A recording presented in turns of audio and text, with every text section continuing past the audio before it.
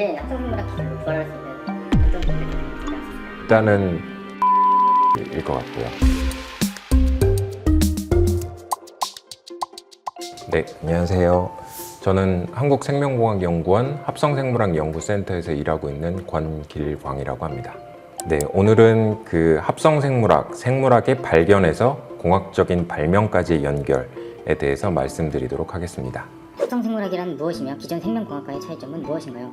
그래서 먼저 합성생물학의 정의인데요. 사실은 이제 생물학에 합성이라는 단어가 붙으면 약간 어색합니다. 그래서 이 합성생물학이라고 하면 마치 키메라를 만들어야 되는 학문인가 이런 느낌이 들기도 하고요. 그래서 2010년도에 미국 국가생명윤리연구위원회에서는 기존 생명체를 모방하거나 자연에 존재하지 않는 인공생명체를 제작 및 합성하는 것을 목적으로 하는 학문이라고 합성생물학을 정의를 내렸습니다. 합성생물학이 더 발전함에 따라서 이 의미가 더 넓어지게 됐는데요. 그래서 현재는 이제 합성생물학의 정의는 생명과학적 이해의 바탕에 공학적 관점을 도입한 학문이라고 정의를 하고 있습니다. 그래서 기존에 자연에 존재하지 않는 인공생명체 플러스 이제 자연 세계에 존재하는 생물 시스템을 재설계하고 이제 제작하는 것들까지 포함을 하게 되었습니다. 그래서 이렇게 합성생물학이 점차 발전함으로써 공학적 관점이 굉장히 중요하게 대두되었는데요.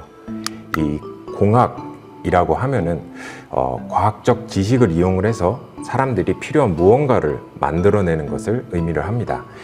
그래서 이 사진 속 이분은 이제 유명한 물리학자이신 리차드 파인만 교수님이신데요. 이분이 생전에 하셨던 말씀 중에 만들지 못하는 것은 이해하지 못한다 라고 하셨습니다.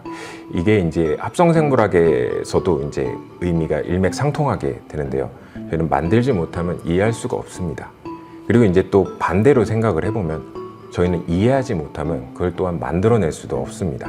이 명제가 생물학이 왜 지금까지 발견에서 발명으로 연결되기 어려웠는지에 대한 대답이 될 수 있습니다. 그래서 이것은 생물학의 역사를 간단하게 나타낸 그림인데요. 생물학의 역사는 곧 발견의 역사였습니다. 그래서 1595년에 레베누크에 의해서 현미경이 발명되고 그 현미경을 통해서 눈에 보이지 않았던 생명체를 보게 된 이후로 400년간 생물학은 거의 대부분 발견만 진행이 됐었습니다.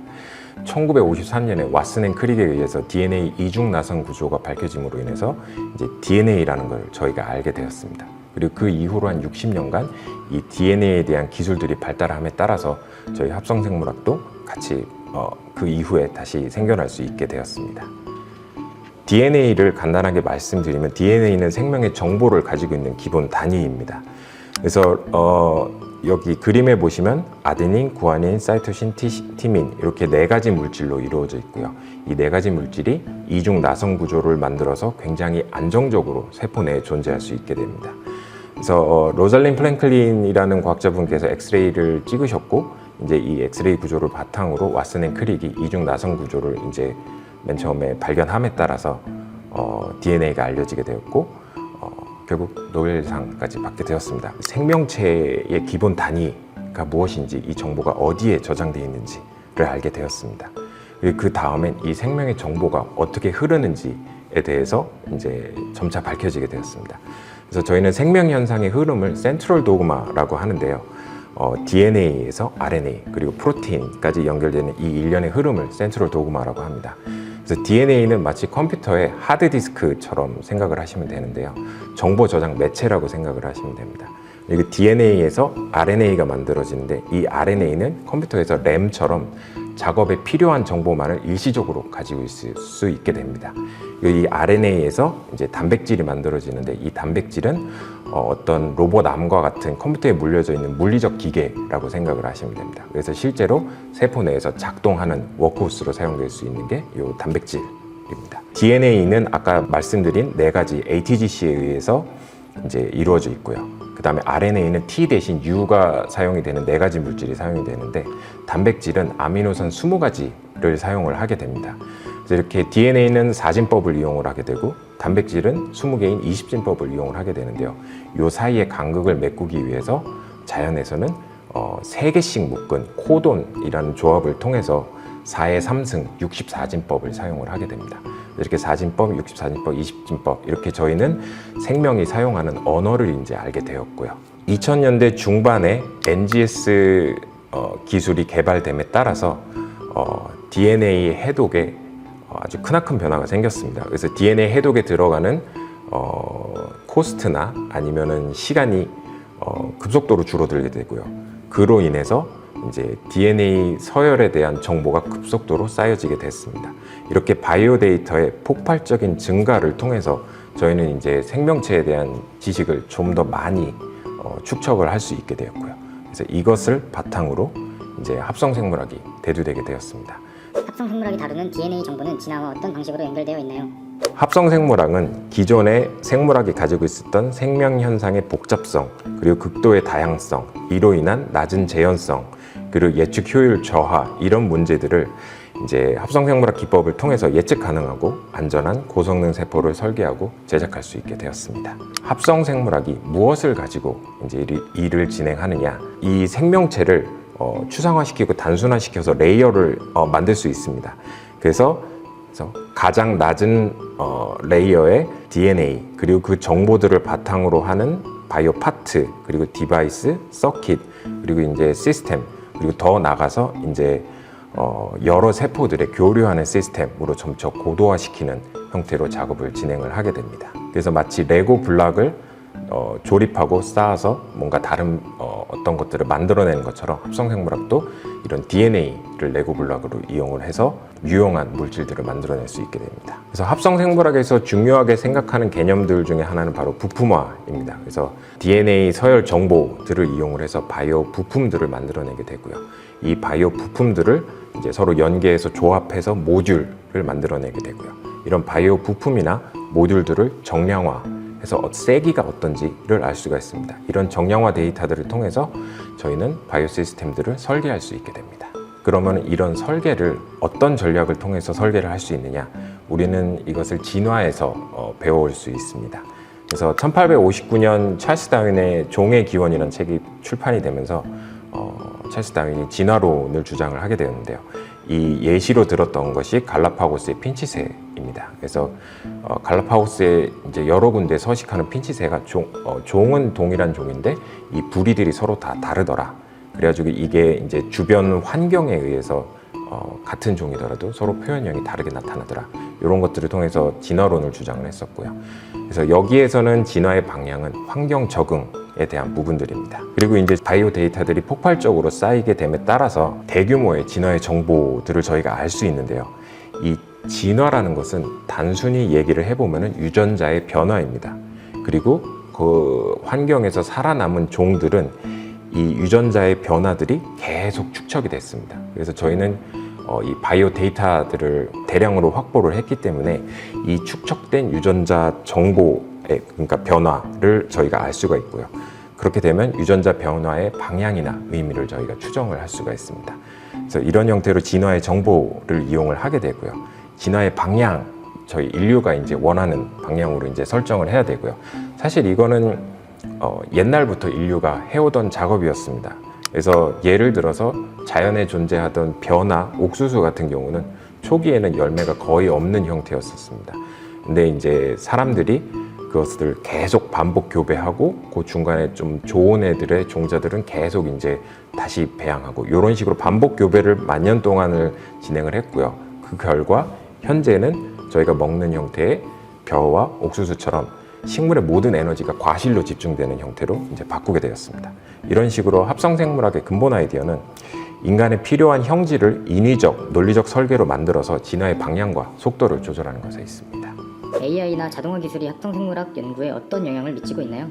최근 이제 합성생물학은 AI와 연계해서 이제 설계를 진행을 하고 있는데요. 간단한 예로 이제 저희가 대규모 지놈 데이터들을 확보를 하고 있기 때문에 그것들을 이용을 해서 AI 알고리즘을 만들고 그들을 통해서 우리가 뭔가 새로운 지놈을 설계를 하는데 사용을 할 수가 있습니다.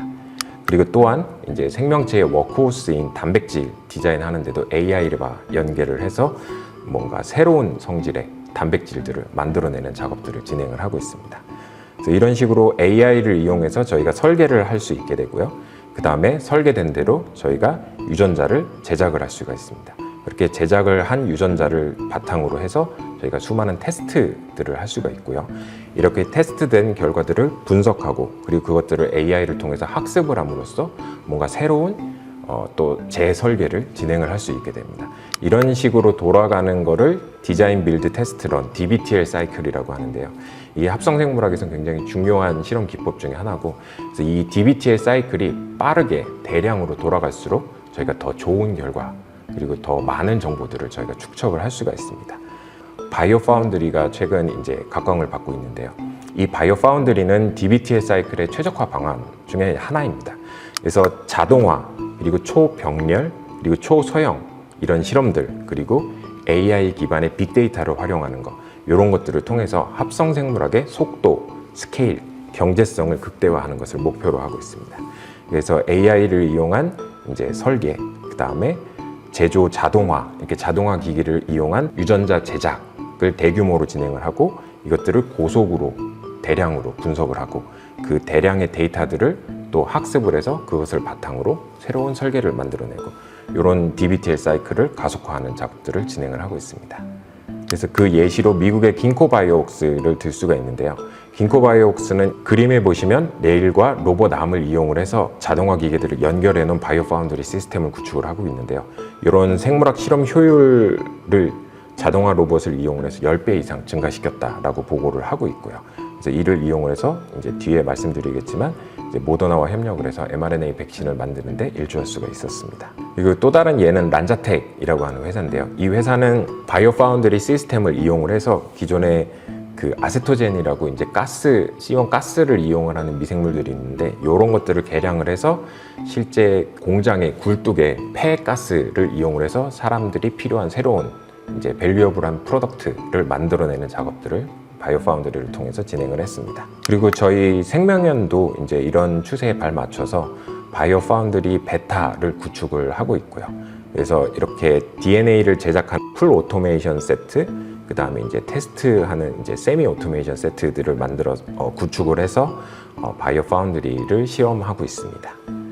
그리고 이제 2025년 올해부터 국가 바이오 파운드리 사업이 시작이 됨에 따라서 이제 저희 대한민국도 국가 단위에서 공공 바이오 파운드리를 구축하려는 작업을 진행을 하고 있습니다. 그래서 이런 것들을 통해서 사람들한테 더 필요한 물질들을 더 빠르고 더 신속하게 이제 제작할 수 있을 것으로 기대를 하고 있습니다.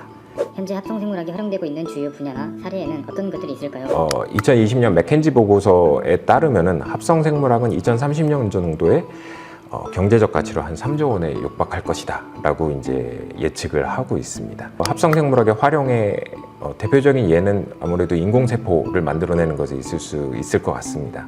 그래서 크레이크 벤터 그룹에서 2011년도에 DNA를 1메가를 합성을 해서 이제 새로운 인공세포를 만들어내는 일을 성공을 했었습니다. 그리고 그거를 계속 디벨롭 해가지고 1메가짜리를 그 길이를 절반으로 줄인 인공생명체도 만들어내고, 그 다음에 이거를 최적화하는 작업들도 역시 진행을 했었고요. 그 다음에 최근 종료된 이제 효모, 그 효모는 이제 술이나 막걸리를 만드는 이제 발효할 때 사용되는 미생물인데 이 효모의 지놈을 인공적으로 합성하는 프로젝트로 진행이 됐었습니다.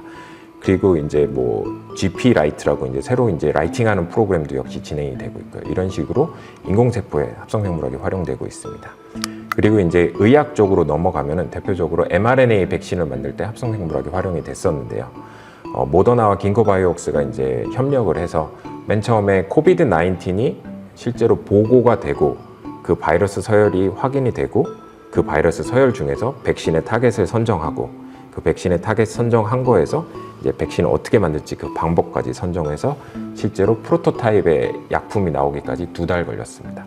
기존에는 한 몇 년에 걸치는 이런 작업들을 합성생물학을 이용해서 짧게 빠르게 이제 진행할 수가 있었습니다. 그 다음에 식품 부분에서는 이제 대체육을 그 예로 들 수 있는데요. 임파서블 푸드에서 이제 동물을 사용하지 않은 대체육을 개발을 했었는데요.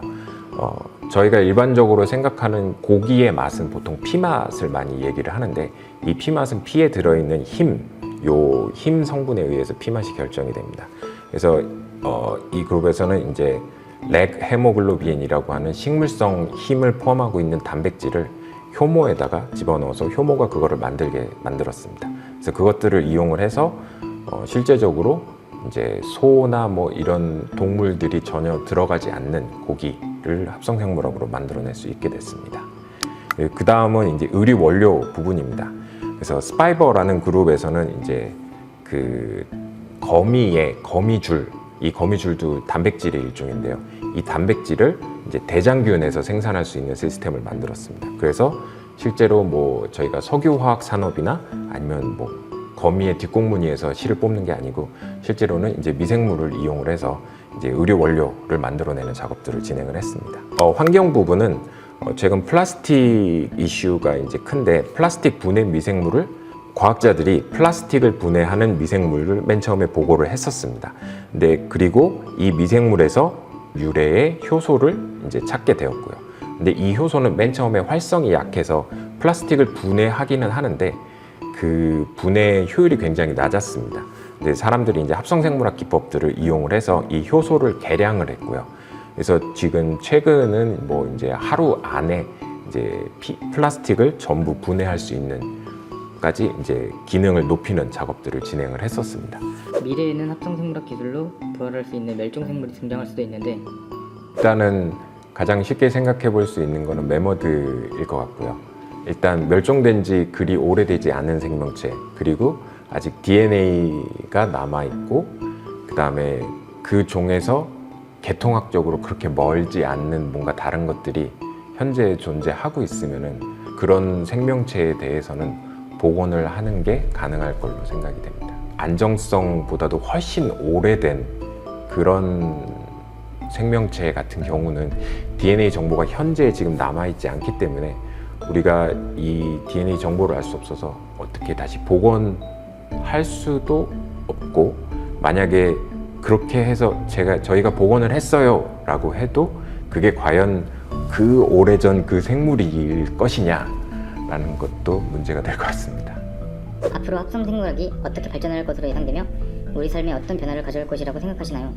그래서 합성생물학은 이처럼 생물학의 발견에서 발명으로의 전환, 그리고 그것들을 이용을 해서 사람들이 필요한 물질들을 더 빠르고 쉽게 생산하는 일들을 진행을 하고 있습니다. 그리고 저희가 이렇게 무언가를 만들어낼 수 있으면 그 생명체에 대해서 더욱더 이해가 깊어지게 되고요. 그래서 이런 일련의 사이클들을 반복해서 우리가 더 많은 지식들을 쌓고 그것들을 이용을 해서 우리는 향후 인류가 필요한 뭐 더 어렵고 더 복잡한 물질들도 이제 합성생물학을 이용을 해서 만들 수 있을 것으로 기대하고 있습니다. 네, 감사합니다.